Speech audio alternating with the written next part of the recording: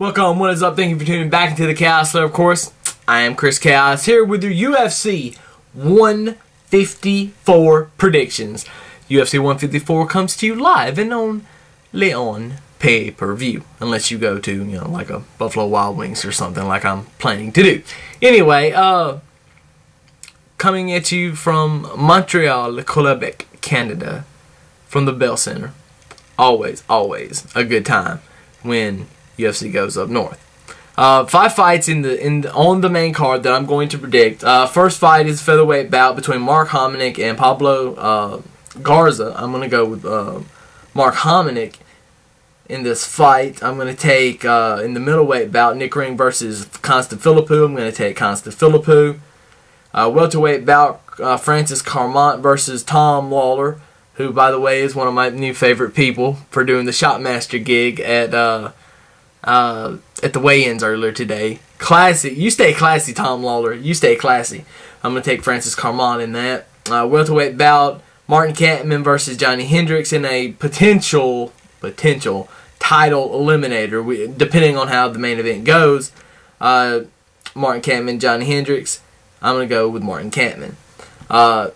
Now, I was going to do the timeline for this fight, for the main event. And I guess I still will. In April of last year, GSP had his fight against Jake Shields and won. In May, the GSP-Diaz fight was announced. Diaz no-shows a press conference in August, then gets replaced by Condit. In October, GSP found out he's injured, and they move it. They say the fight's off with Condit, and then Condit decides not to fight anybody until GSP's ready. And then Dana announces GSP versus Nick Diaz will now take place at UFC 143 in February. Diaz defeats Penn by unanimous decision on UFC 137. Condit and Koscheck was scheduled for 143, the same as GSP Diaz, but then in December, GSP pulls out of the fight with the ACL injury. Condit Diaz put together for the interim title, and Condit wins the interim title via unanimous decision, and then decides to wait for GSP once again. Now, with all that being said, that's where we are at. That's where we've come from to make up our current situation, if you will. Now, I will say this much. I'm scared of Carlos Condit.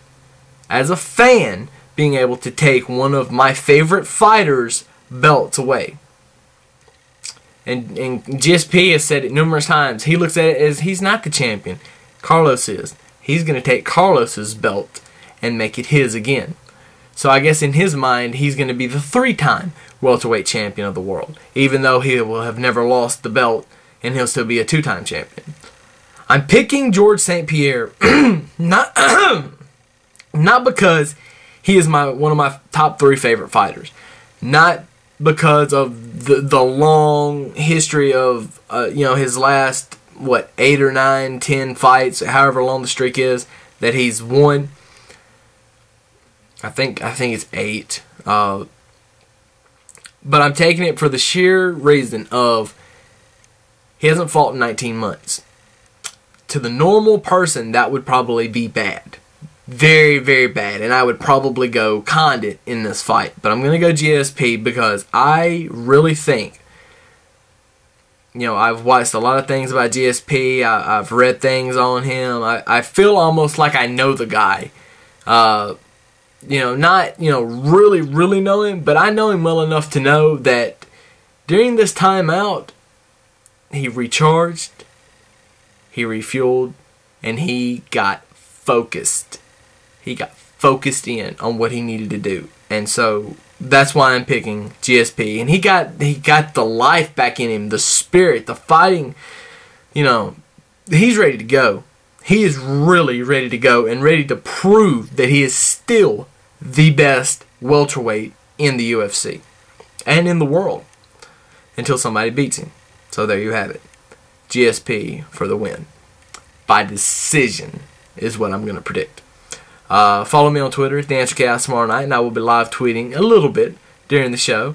It should always be a little bit of fun. Until next time, that's all I got. make sure to check out on Sunday the UFC 154 review, because I promise you I will do one for this event. Without further ado, that's all I got. I'm done. I'm out. Chaos is spoken. Deuces. Let's enjoy the fights.